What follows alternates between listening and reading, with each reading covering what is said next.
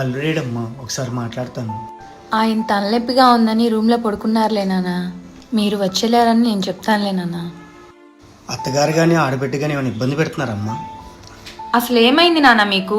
నాకేమైంది?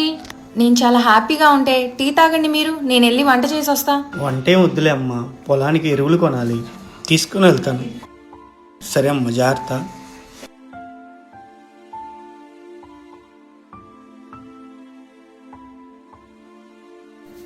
లేదో సమస్యలో అనిపిస్తుంది.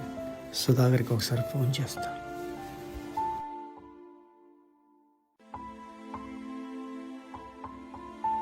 అరే సుధా.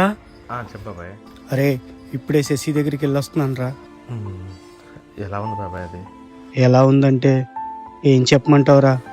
ఏమైంది బాబాయ్ ఇప్పుడు? దాని మనసులో ఏదో బాధ ఉన్నట్టుందిరా. పైకి మాత్రం ఏదో నవ్వుతూ మాట్లాడుతుందిరా. ఇప్పుడు ఏం జరుగుతుంటావు బాబాయ్? దాన్ని ఏదో హింసిస్తున్నట్టు అనుమానంగా ఉందిరా. దాని మెడ చుట్టూ కూడా ఎర్రగా కందిపోయి ఉందిరా.